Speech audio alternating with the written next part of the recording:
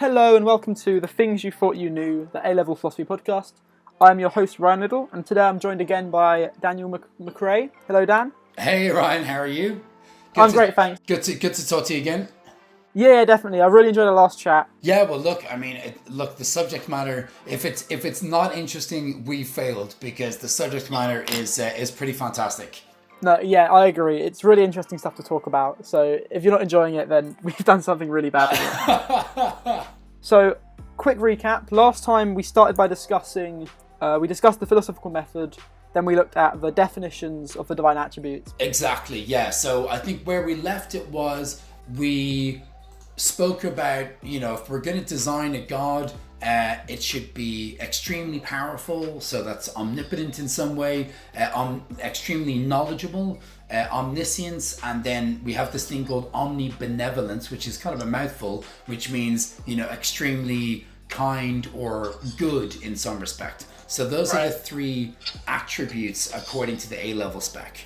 So let's interrogate these definitions and see where people have landed and what challenges have come up with. Will we start off with omnipotence? Yeah, so the definition of omnipotence that we started with was God can perform all tasks. Yes. But St. Thomas Aquinas had a few issues with that because his argument was God can't change things that have already happened. He can't alter the law of mathematics, so he can't make 2 + 2 = 6. Exactly. So where did this reflection from Aquinas come from? There was a famous example of, a limitation that we might put on God is that God cannot create a stone that is so heavy he cannot lift it. Right? So that's called the paradox of the stone. It's in the, it's in the spec, it's in the curriculum. It is perhaps one of the less interesting arguments, but it is on the spec, so we should go through it. So the question is, can God create a stone that is so heavy he can't lift it? So if you answer yes, there exists a stone which he can't lift, hence there's something he can't do, namely lift the bloody stone. If you answer no, then there's something that God cannot do. God can't create this mega stone. So either answer to that question means that God is not omnipotent, because we've just demonstrated there's one thing he can't do. Either he can't lift the stone or he can't make it in the first place. So it seems that we've just disproved the omnipotence of God, and Aquinas wants us to think more carefully about what we mean by do anything. And that's where we get into this idea of making the logical illogical. Yeah, so we'll briefly put the argument of the stone, the paradox of the stone even, and we'll define it in standard form in a moment. But before we do that, because of this, Aquinas changed the definition for him to say God can perform all logically possible tasks. The definition of omnipotence changed from God can perform all tasks to God can perform all logically possible tasks. You could argue that it's cheating with your terminology by using that argument. Yeah, there is something a little bit nefarious about it, right? So there's something, they do a kind of a discredit to the hard work that was done in some respects, because look, if you're saying God can do anything, and then somebody comes up with an example of, something that he can't do, it seems a little bit arbitrary to say, oh, well, look, he can only do things that are logical. He can't do illogical things. That would be insane. But that seems to imply that God is in some way limited by logic or beholden to it, or he has to obey the rules of logic. And then, well then, where do the rules of logic exist ontologically and metaphysically? Are they eternal and infinite like him, or discoverable without God? So it does raise a few questions to move the goalposts in this way. I can understand that as well. I kind of see I don't think it's cheating so much to say God can perform all logically possible tasks. I feel like it's not fair in a way. I do like the paradox of the stone, and although you do say it's one of the most boring arguments, I think it's a good starting argument to get people interested in philosophy, because I've said it to a few people and they're like, oh wow, that's actually really interesting. Yeah. Look. You're right. Maybe I'm just a little bit jaded. So look, fair point. So look, Aquinas then kind of goes on to say, look, there are lots of things that God can't do. Right? God can't sin because to sin, as he writes, is to be capable of failure in one's actions, and God is not capable of failure in his actions. So God can't sin. So we can sin, but he can't. And that isn't a threat to his omnipotence because he can't do anything that is against his own character. Right. And that results in the next change of definition from God can perform all logically possible tasks to God can perform all logically possible tasks that do not undermine his perfection. Yes. Now, that is a bit of a challenge because I can do all of the possible tasks that I can do that aren't beyond the definition of being me, Daniel McCrea. Does that make me omnipotent? That's actually a really good argument. I've not heard that one before. But yeah. I mean, to be fair, it seems a bit of a diluted... you start off with this kick-ass definition of omnipotence, and then you get down to this, well, look, Tim can do all the things that Tim can do. Well, Tim doesn't sound quite so impressive as when he sent in his CV. Like when you were talking about superpowers, it's like, oh, you can do all things, and then you have to slowly take away from that. When does it stop being all things? Yeah, exactly. So that's why I think I still feel a little bit sneaky. But look, it's certainly not the only response. So look, both, and I have an eye on the time here, so we must get to the other attributes. But one interesting point to say would just be by way of concluding with the omnipotence piece would be something like this. Look, Descartes and Aquinas both agree that this megastone is illogical, right? Aquinas goes down the route of saying, look, it's absurd, it's inappropriate to say that he can't do it. It's more appropriate to say it can't be done, right? So what you're talking is kind of nonsense. Descartes, on the other hand, goes bloody full Monty on it. So he says that God is capable of doing he is capable of doing even the illogical, and he provides two responses. So Aquinas says he can't do the illogical, but that's a ridiculous ask. Descartes says he can do the illogical for one of two reasons. The first, he's not bound by the laws of logic in a kind of a mystical superior sense. Or secondly, if he can voluntarily limit himself in his lifting powers, and then if he can break the law of logic once, he can go ahead and do it twice, then give himself back the powers and lift the rock. So problem solved for Descartes. It's illogical, but it's still within his capacity to do it. Aquinas says the ask is illogical, so it's nonsensical to ask God to sin or to create a giant rock he can't lift. Right. No, those are two good points. Yeah. Was there any? I don't want to move on too quickly, but I don't want to move too slowly either. Was there any other kind of concluding concerns you had about omnipotence or things that you thought might be interesting for the listeners? I feel like we need to lay out the argument of the paradox of the stone quickly, just in standard form, just so that people know how the argument works. So I'll just quickly say that, and then we'll move on. Hello, this is Future Ryan, quickly popping in to give the argument for the paradox of the stone, as past Ryan did a really poor job. So proposition 1, either God can or God cannot create a stone so heavy he can't lift it. Proposition 2, if God can make such a stone, then there is something God can't do, namely lifting said stone. Proposition 3, if God can't make the stone, then there is something God can't do, namely making said stone. Proposition 4, neither of these two tasks are logically impossible. Intermediate conclusion, therefore, there is always a logically possible task God cannot commit. Main conclusion, therefore, God is not omnipotent. So, omniscience is to say that God is all-knowing, or God can know all true propositions.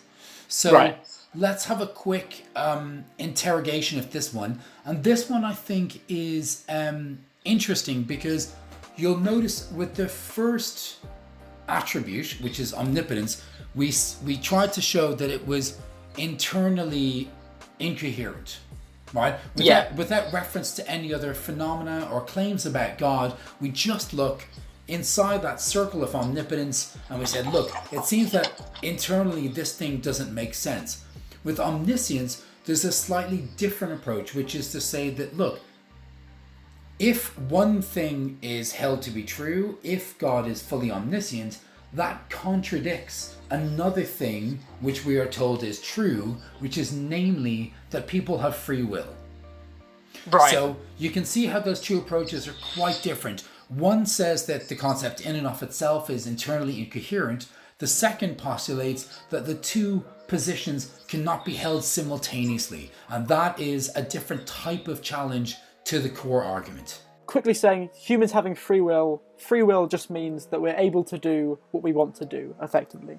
Yeah, exactly. So the criticism to this idea of the incompatibility of free will omniscience would be something along the following lines. It would be the case that either God is omniscient but we don't have free will, or we have free will but God is not omniscient. So it cannot simultaneously be the case that God knows in advance every single thing that we are possibly going to do, and yet we have the free will to choose without foreknowledge or without interference by a supernatural being. So it seems that those two are in tension in some way.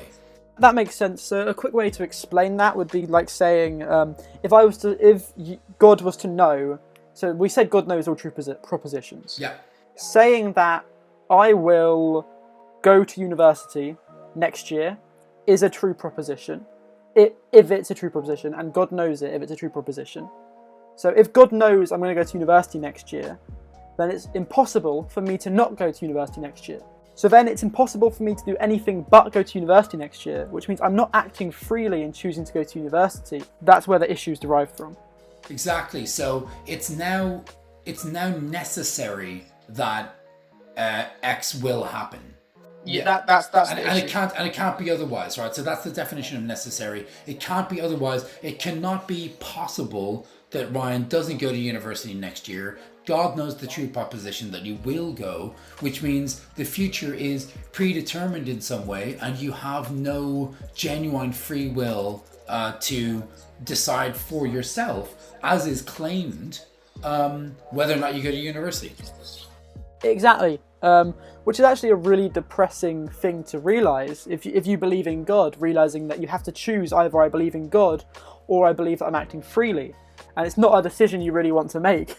Yeah, no, well look, I mean, free will is extraordinarily central and complicated to notions of sinning and moral goodness. If humans don't have free will, they can't really be held accountable for their actions, which means the whole notion of divine punishment and retribution kind of falls out the window. I mean, what type of God punishes people when they have no free will to choose how they're going to act? They're merely automaton executing a script that he has already seen. We're just actors in a movie he's already written and already understands. So how can we possibly be held accountable on Earth or in a divine afterlife for stuff that we really have no power and control over? So it's really really central, the free will. It's not a trivial aspect of theology.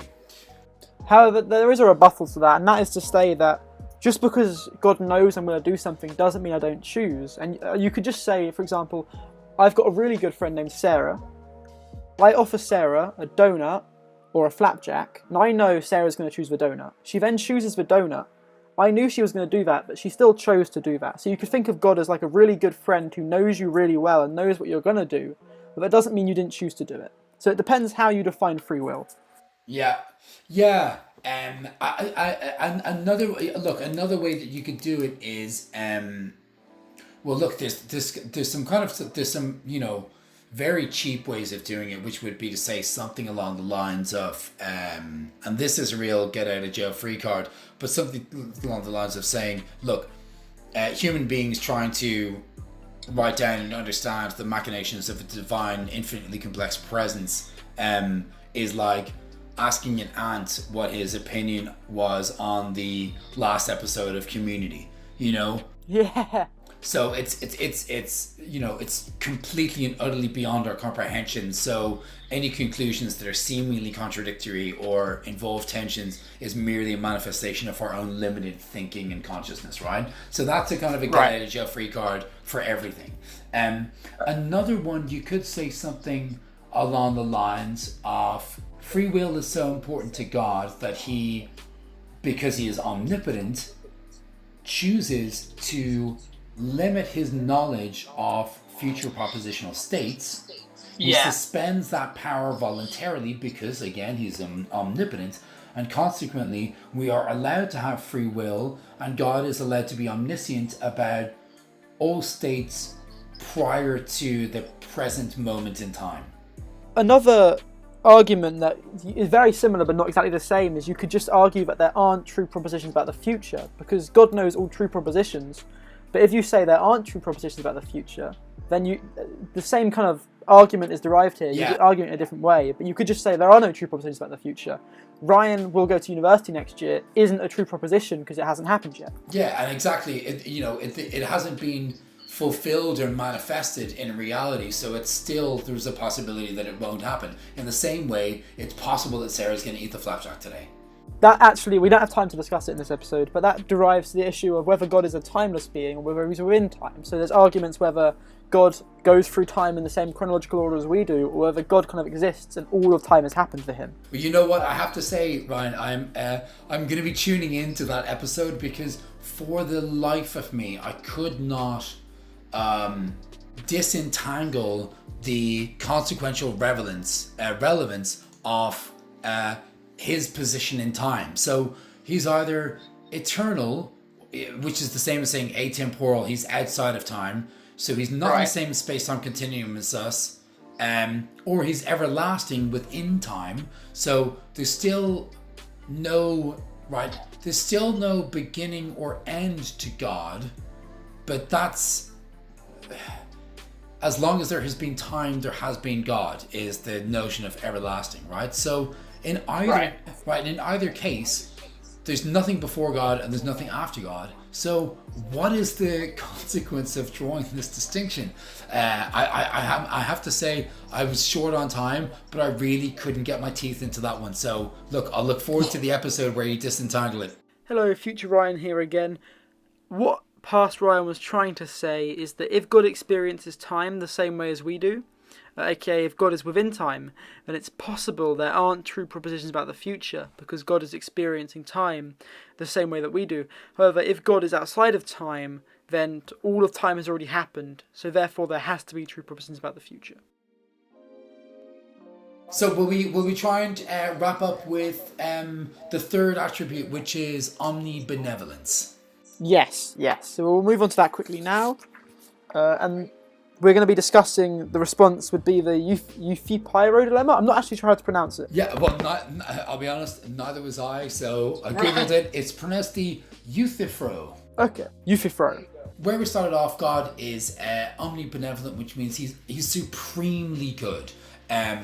He is. There's no being that is possibly more morally good than him, and we first discovered that there might be problems with this account from a dialogue which is extraordinarily badly written, as are all of the Greek dialogues, dramatically extremely poor and unengaging, but they're, canonical foundational texts of Western civilization, so probably worth reading, especially if you want to pass your A-level. I'm actually going to disagree there. I actually found reading Plato's dialogues really interesting. I actually really enjoyed reading them. Really? From a dramatic point of view, I mean, they're appalling. There's just two talking heads, Ryan. If you think of them as a piece of theatre, then I guess you'd be pretty disappointed. But Yeah. I really enjoyed reading them because of the stuff they're talking about. Look, it's a case of personal taste and form, but if it were to be performed on a stage, you'd be asleep. That's true. It would not be a good stage play. So listen, Euthyphro, poor character that he is, will God only knows his achievements and his attributes and successes, personal and professional, private and public in life. He will forever go down in history as the guy who basically got schooled by Plato in this dialogue. So he really did him dirty. Socrates is the character in the play. They meet each other outside the courthouse, and Euthyphro is a character. He's a prominent member of society, and he is on his way to have his father. He's often on his way to prosecute his own father for murder. And the case that's being put is he neglected a slave overnight. The slave died. The father is culpable for the death of this slave. And Euthyphro is so confident that he has done a bad thing that he's going to go ahead and argue to have his father punished. I don't know if his father's going to be put to death or if he's going to be fined a few shekels, but certainly the son is supremely confident that he knows what right and wrong is. He knows where it comes from, and his dad's done a bad thing. He's going to stand up and make sure he gets justice and he gets what's coming to him. Socrates slides into the scene and starts interrogating this poor chap and makes him realize the ground he was standing on wasn't quite as firm as maybe he first believed. So it's worth pointing Socrates is a philosopher, but he was also a character that Plato used in his dialogue, so it can be quite confusing to differentiate between the two. Yeah, you're absolutely right. Good point. But to set the scene really briefly, as you said, Socrates is also about to be tried. He's about to be tried for corrupting the men of Athens. So they're both outside, and Socrates is asking Euthyphro, please explain to me how you derive your logic, because if you can explain that to me, then I can get off of my trial as well. And unfortunately, Euthyphro doesn't manage to help Socrates there. So Socrates, the question he asks is the pious being loved by the gods because it is pious, or is it pious because it's being loved by the gods? Which sounds really confusing, but what it basically means is, are morally right actions morally right because God says they are? Or does God say they are because they're morally right? Exactly, yeah. So either God does something because it is good, or something is good because God does it. Right, and you can think of this as like a bull with two horns, and you're going to get stuck on one of the horns, and you don't want either of the horns to be true, but there is no other way around it. Exactly, so I'll take us through maybe the first one, and then you can run us through the second, perhaps? Yeah, that sounds great. Yeah, because I don't want people to get bored of me talking. So let's start with the first proposition, meaning God does X because X is good, right? So God gives us a nice pony because giving ponies is a good thing. Now, the problem with that is that it implies that there's either a list or some sort of methodology for finding out what good things are, and that this list exists independently of God in some respect. So God looks at the list, goes, yeah, that's a good thing, I'll do that, and then he does it. So that means that there's some higher authority that God is perhaps answerable to. God is kind of subject to the laws of what is right and wrong, what is moral, what is good. He didn't author them, he didn't create them, and he can't control or change them. So this kind of conflicts with our notion of him as being omnipotent or supremely powerful in some way. He's kind of beholden to this list of good things in the same way that we are, and maybe even more damagingly, what exactly do we need God for if this list exists outside of him and it's discoverable? So that's the first challenge. So if God does X because it is good, it seems as though he's beholden to some standard or list or methodology of good things that's over and above him, that he has to stick to. And God having to stick to a set of rules, it doesn't really sit well with this notion of omnipotence. The other horn is basically saying, God saying something, making it right, seems weird, because if God says something's right, he has no reason to say something's right instead of another thing. So if there's no other list that God has to read from, why is he saying this is wrong and this is right?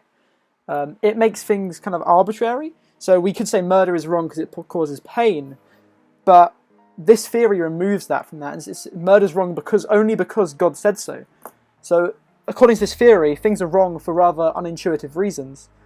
But the bigger issue is, if God can't say something, if God can't do something that's wrong, then if God murdered somebody, does that make it morally right? Can God just change the definitions whenever he wants to? So God could one day say murder's wrong and the next day say murder's right. So there doesn't seem to be a nice answer to this question. One other thing I forgot to mention when I was originally recording this is if God just decides something's right or something's wrong, then it's not worth praising his actions anymore.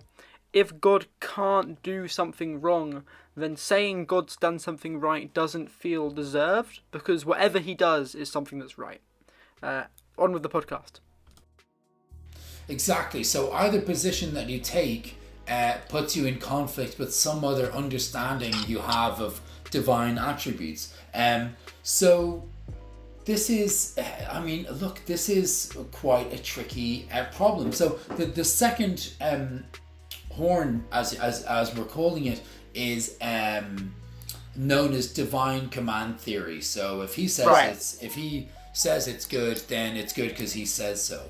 That becomes a real problem if we consider if he does a genocide. Is that correct English? Commits genocide. If he commits genocide.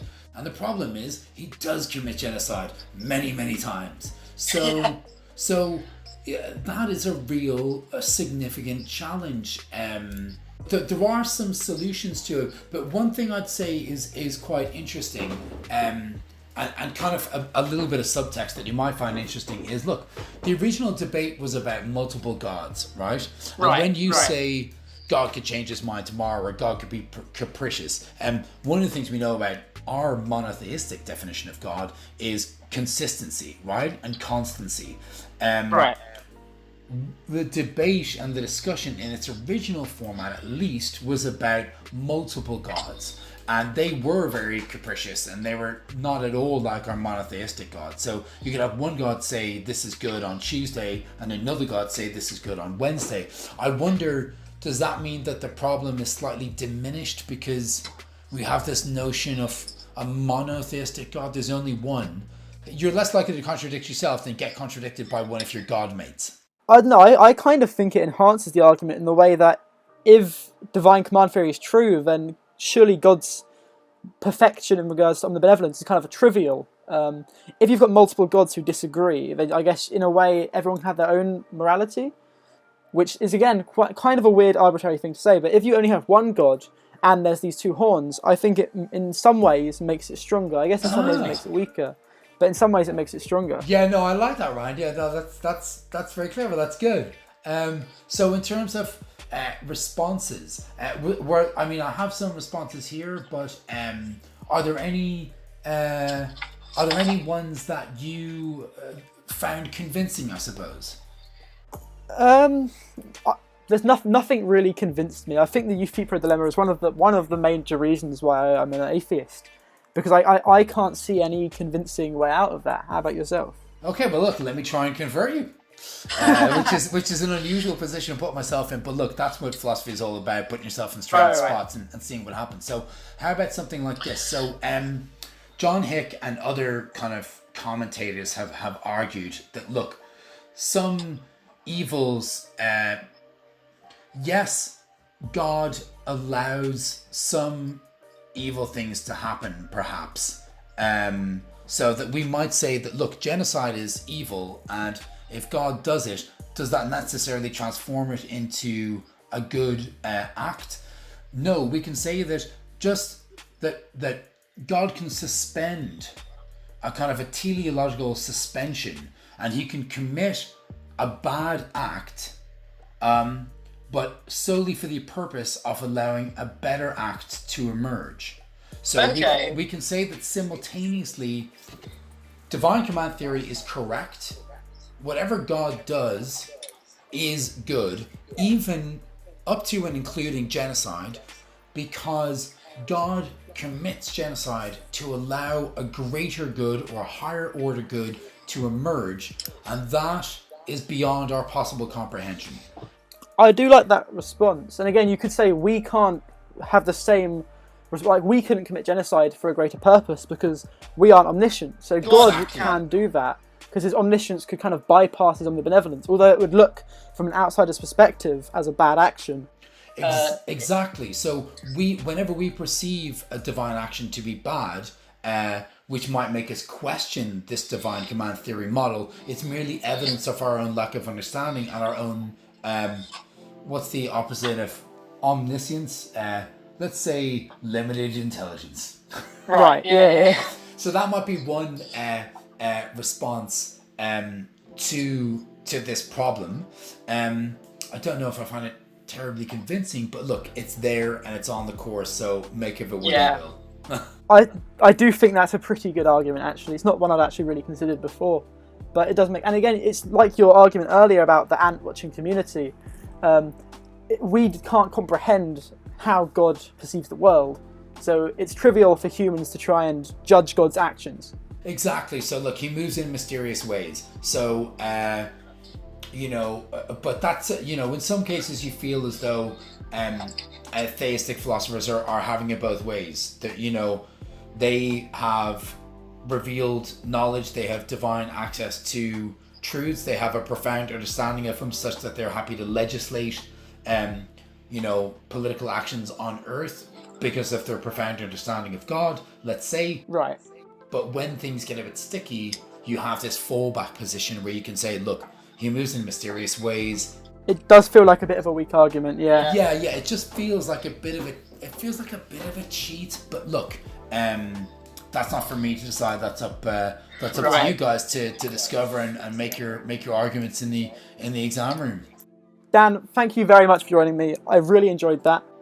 Great. Listen, I really enjoyed it too, Ryan. Good crack. I hope we got through it in a good pace and kind of interesting level of detail, and really looking forward to hearing the rest of the series, man. And thank you again for having me.